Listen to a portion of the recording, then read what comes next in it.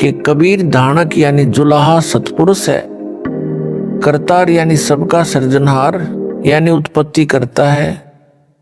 यदि श्री नानक जी परमात्मा से दीक्षा लेकर पार नहीं हुए तो क्या यह गुरुद्रोही बनकर पार हो जाएगा? कभी नहीं। संजय दिल्ली अपने को श्री नानक देव यानी सिख धर्म प्रवर्तक वाली आत्मा बताता है और इसको मूल ज्ञान गुप्त ज्ञान है। तो मेरे पास टिंडे लेने आया था, पहले ही अपना पंथ चला लेता। कोई झूठ बकना इसका मकसद है। भोले भक्तों को भ्रमित करके गुरु स्वयं ही बना है। प्रेत योनि में जाएगा। जो परमात्मा कबीर जी ने अध्यात्म ज्ञान श्री नानक जी को बताया था वह सिखों के गुरु ग्रंथ साहिब में अंकित है। वही ज्ञान दास बता रहा है। श्री नानक वाली आत्मा इससे भिन्न ज्ञान कौन सा बताएगी? इससे भिन्न जो भी ज्ञान है वह अज्ञान है। काल के दूत की पहचान। जिस समय जोगजीत रूप में आए परमेश्वर कबीर जी से काल ज्योति निरंजन ने विवाद किया था, तब काल ने कहा था कि आप एक सच्चा कबीरपंथ चलाओगे, उससे पहले मैं 12 पंथ चलाऊंगा। 12 अपने यानी काल दूत भेजूंगा जो सत्संग में तो तेरी वाणी यानी साखियों शब्दों चौपाइयों आदि बोलेंगे, परंतु उनका अर्थ गलत बनाकर सारी जनता को गुमराह करेंगे। उन 12 पंथों के पश्चात और अनेकों पंथ अपने दूत भेजकर चलाऊंगा, सब जीवों को भरमाऊंगा।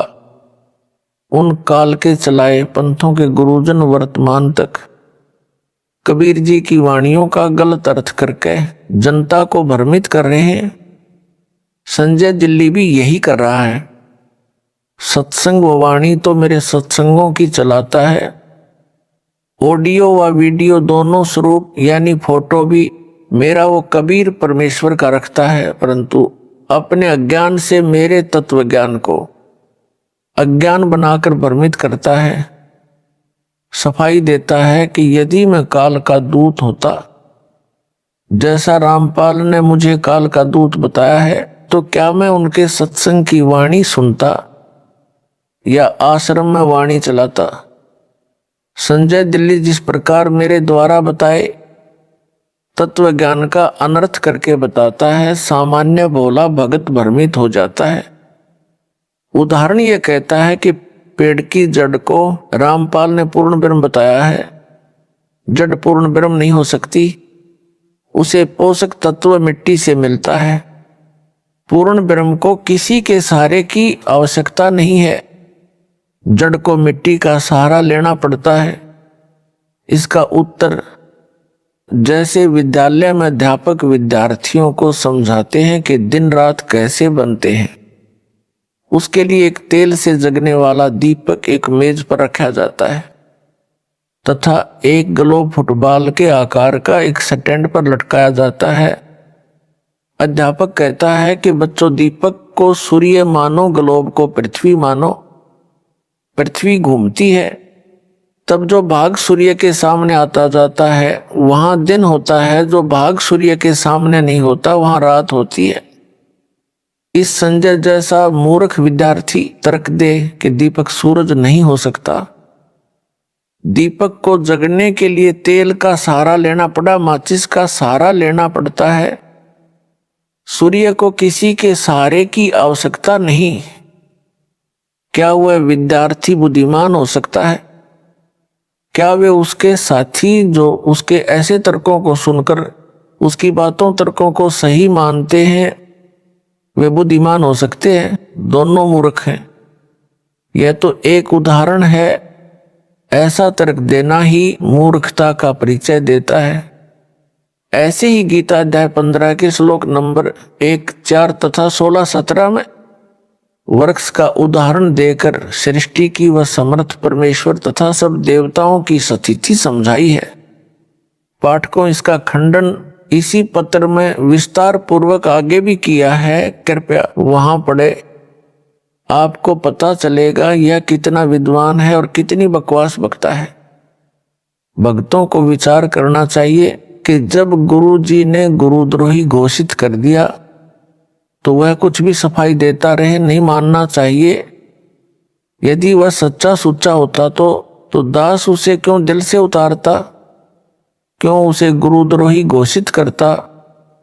माली का पौधा खराब हो जाए तो उसे जड़ से उखाड़कर फेंक देता है। उसे कष्ट बहुत होता है, परंतु और कोई विकल्प नहीं बचा था। सब दवाई व खाद डाला, परंतु व्यर्थ रहा।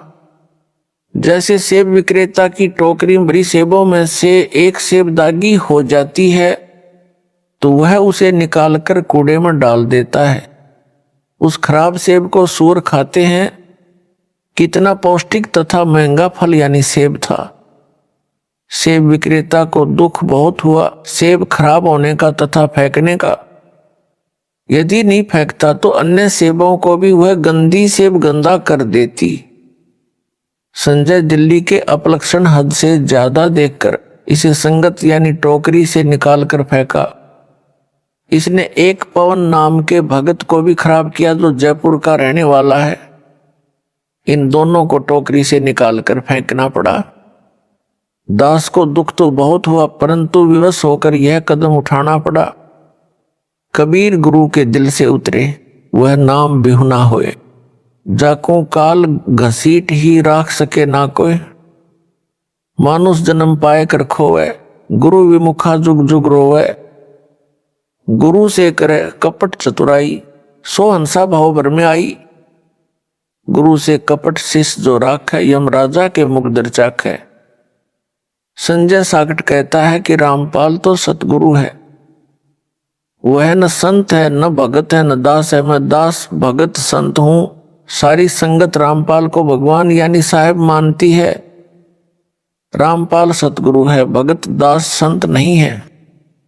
रामपाल ने 13वें पंथ के विषय में बताया है कि 13वें पंथ से सब अंधियारा हटेगा, वह संत भगत दास होगा। मैं यानी संजय ही वह संत भगत व दास हूं। रामपाल तो सतगुरु है। उदाहरण देता वाणी से, सतगुरु साहेब एक शरीरा। सतगुरु और साहेब यानी भगवान तो एक है। सारी संगत रामपाल को भगवान यानी साहेब मानती है, इसलिए साहेब और सतगुरु एक है। इसलिए रामपाल सतगुरु सिद्ध हुआ। अंधेरा तो भगत दास संत से हटेगा तथा सबका कल्याण होगा। वह मैं यानी संजय हूं। रामपाल को तो संगत भगवान यानी साहेब मानती है। फिर यह भी कहता है कि रामपाल भगवान नहीं हो सकता, इसने मां से जन्म लिया है। और यह भी कहता है रामपाल साहिब यानी भगवान है। साहिब और सतगुरु एक है, इसलिए रामपाल अज्ञान अंधेरा नहीं हटा सकता। अज्ञान अंधेरा तो दास भगत संत हटाएगा। वह मैं यानी संजय हूं, इसलिए रामपाल सतगुरु सिद्ध हुआ। इसको कहते हैं हुआ बाई बकदा, बिना सिर पैर की बातें। उस साकट से कहा जाए कि इससे आगे भी बोले, सतगुरु बिना ना लागे तीरा।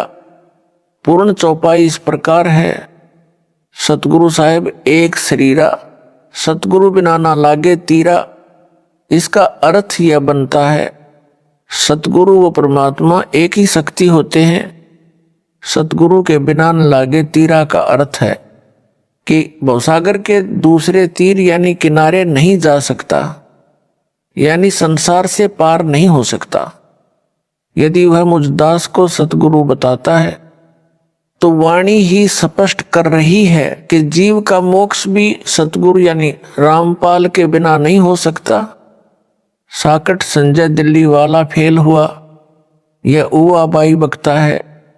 संजय गुरुद्रोही कहता है कि जो असुर निकंदन रमणी में संत गरीबदास जी ने कहा है कि सतगुरु दिल्ली मंडल ऐसी, वह मेरे यानी संजय के लिए कहा, क्योंकि मैं दिल्ली से आया हूं इसलिए 13वां पंथ मैं ही चलाऊंगा।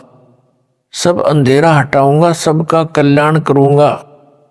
विवेचन संजय दिल्ली तो अपने को संत दास तथा भगत कहता है और सतगुरु रामपाल को यानी मेरे को कहता है। इससे भी सिद्ध हुआ कि असुर निकंदन रमैनी में संजय के लिए नहीं कहा है, क्योंकि वह तो अपने आप को दास भगत बताता है। सतगुरु मुझे दास को बताता है। वाणी में तो वह सतगुरु कहा है जो दिल्ली मंडल में आएगा। साहिब तख्त कबीर ख्वासा दिल्ली मंडल लीजे बासा। सतगुरु दिल्ली मंडल आयसी सूती धरणी सूम जगाएसी। अर्थात कबीर साहिब सतपुरुष के तख्त सिंहासन के पास रहने वाला, उनके सतलोक दरबार का खवास नौकर यानी दास दिल्ली मंडल दिल्ली के आसपास निवास करेगा यानी जन्म लेगा।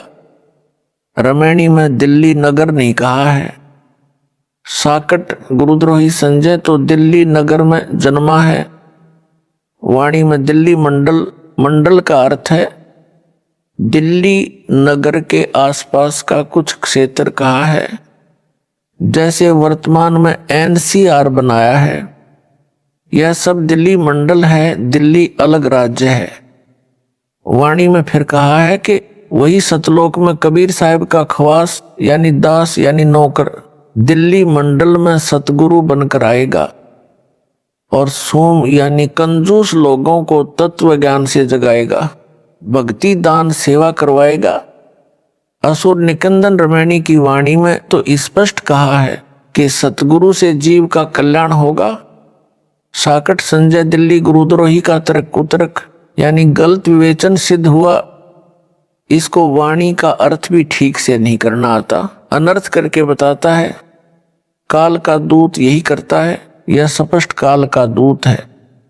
यह अपने को तत्वदर्शी संत बताता है, कहता है कि मेरे अतिरिक्त किसी को भी गुप्त ज्ञान मूल ज्ञान नहीं है, सब अज्ञानी है। इसने तो दास को भी अज्ञानी बताया है, क्योंकि वो कहता है कि मेरे अतिरिक्त किसी को तत्व ज्ञान यानी मूल ज्ञान नहीं है।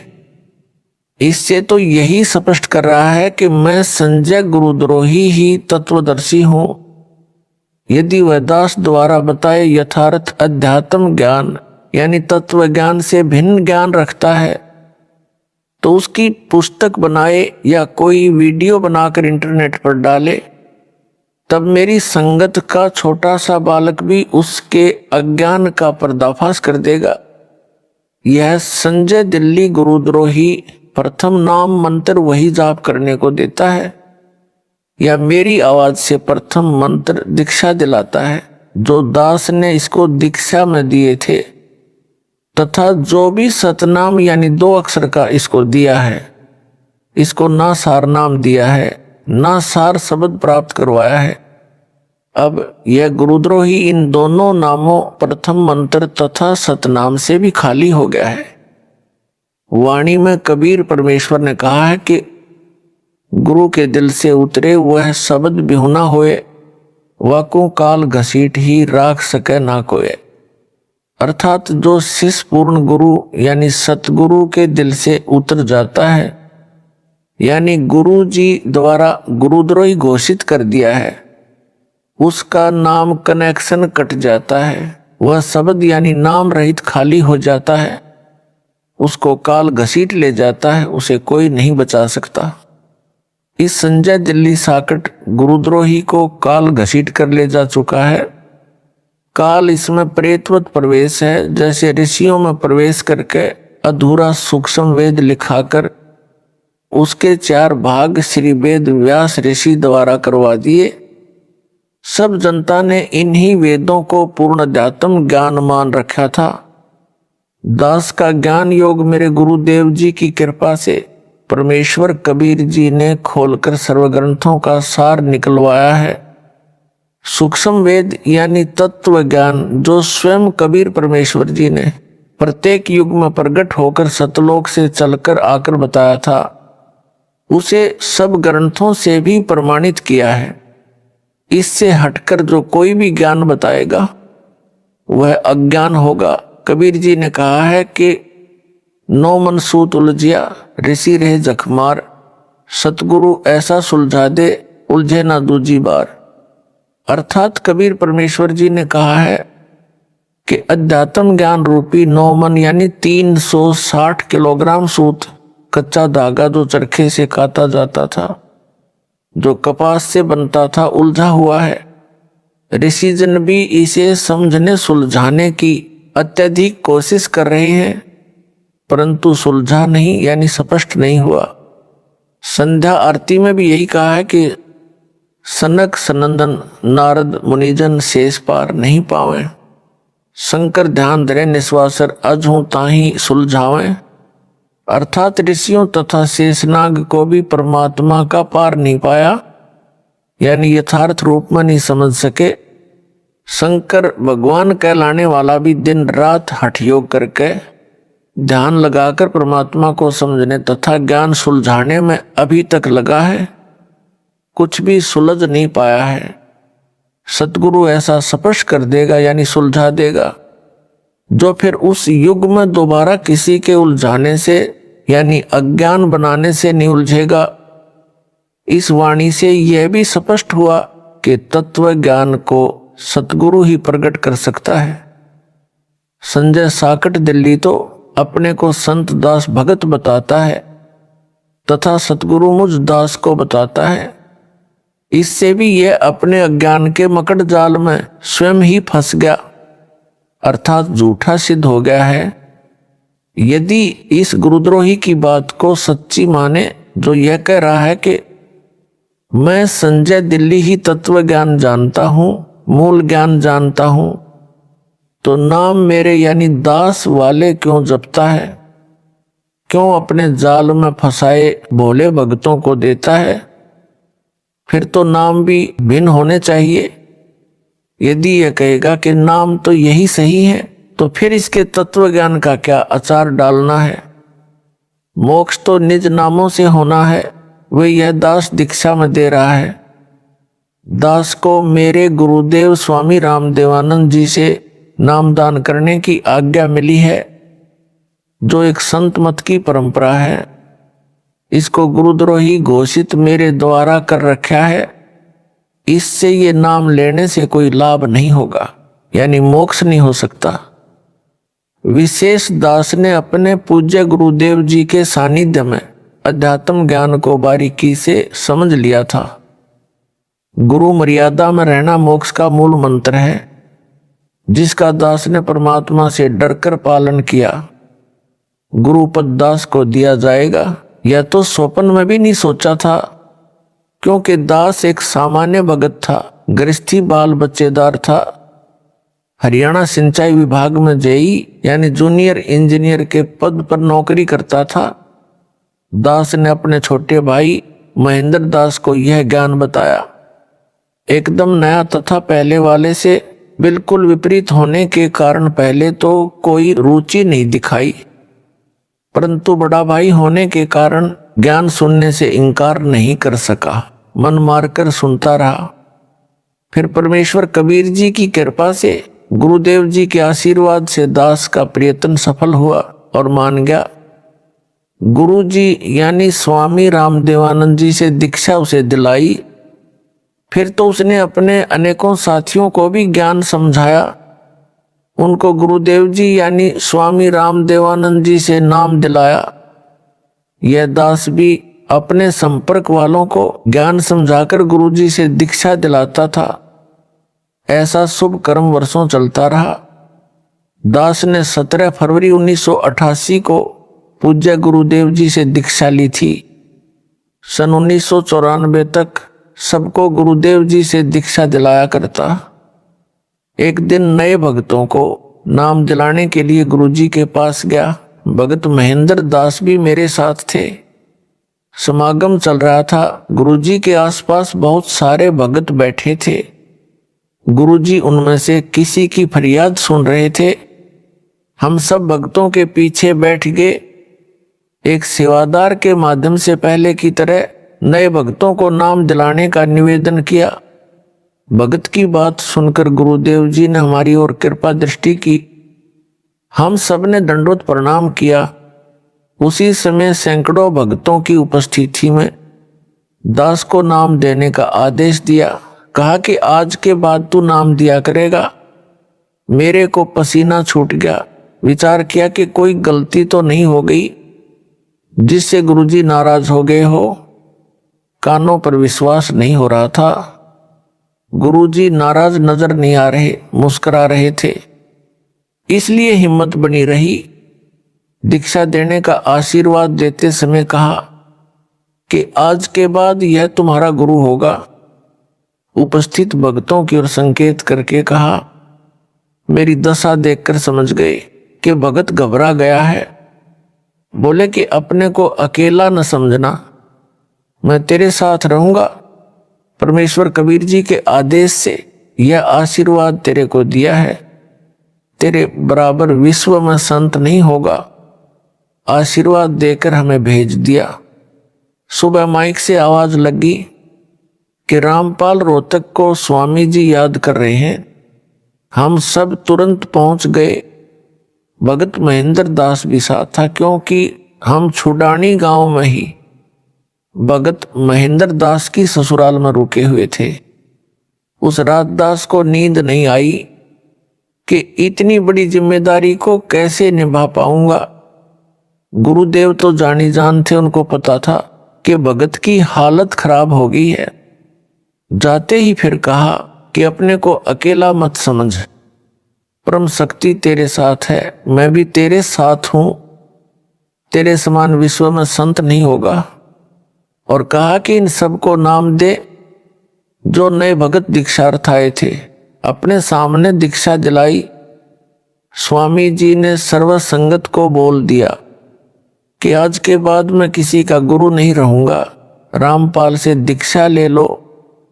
कारण यह था कि मेरे दादा गुरुजी ने उनको सारनाम देने का आदेश नहीं दे रखा था, क्योंकि प्रारंभ से परंपरा चली आई थी दास को ही सारनाम दिया जाना था, क्योंकि उत्तराधिकारी को ही सारनाम दिया जाता था।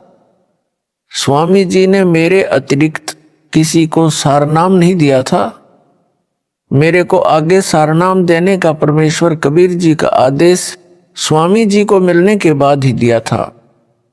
कहा था कि पूरी परीक्षा करके ही सारनाम अनुयायियों को देना। तेरे को परमात्मा कबीर जी का भी संकेत आएगा, तब तक सारनाम ना देना। यह सब निर्देश बाद में दास को अकेले को तलवंडी बाई जिला फिरोजपुर पंजाब में आश्रम में दिया था। जब दास अकेला ही उनसे मिलने पहुंचा था, स्वामी रामदेवानंद जी गुरु महाराज जी का वचन फला है जो आज आपके सामने है। विश्व में ज्ञान छा गया है। जो स्वयंभू गुरु बने हैं उनको अध्यात्म का खा का भी ज्ञान नहीं। कितना भार सिर पर लिए हैं। यह संपूर्ण अध्यात्म ज्ञान का टोटा है। जो नकली गुरुओं का जीवन नष्ट करता है, उसके चेलों चेलियों का भी तर्क। गुरु के अनुयायियों की जिम्मेदारी गुरु पर होती है, गुरु के सिर पर भार होता है। जब कबीर परमेश्वर जी ने देखा था कि 64 लाख अनुयायी पटरी से उतर गए थे, गुरु की आज्ञा को भी अनदेखा करने लगे थे, वे सारनाम योग्य नहीं थे, तो अपने सिर से भार उतारने के लिए लीला की थी। काशी नगर की प्रसिद्ध गणिका को हाथी पर बैठाकर बोतल में गंगाजल भरकर लोग उसे शराब मान रहे थे, पीने लगे। शराबी जैसी हरकत करते हुए गणिका के गले में बांह डालकर मुख्य बाजार में घूमने लगे थे। यह दृश्य देखकर 64 लाख गुरु विमुख हो गए थे, गुरुद्रोही नहीं हुए थे। उन सब का भार परमात्मा ने अपने सिर से उतारा। संत गरीबदास जी ने कहा है कि गरीब भड़वा भड़वा सब कहें, कोई ना जाने खोज, दास गरीब कबीर करम बांटत सिर का बोझ। अर्थात काशी के लोग तो निंदा करने लगे, कह रहे थे कि यह तो भड़वा यानी बेशर्म हो गया, सरेआम बुरे कर्म करने लगा है। सब शिष्यों ने वह साधना त्याग दी, पहले वाली करने लगे जैसे राबी ने त्यागी थी। कबीर जी भारमुक्त हुए।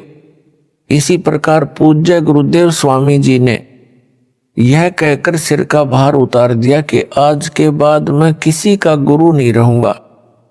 पहले वाले भी रामपाल से नाम ले लो।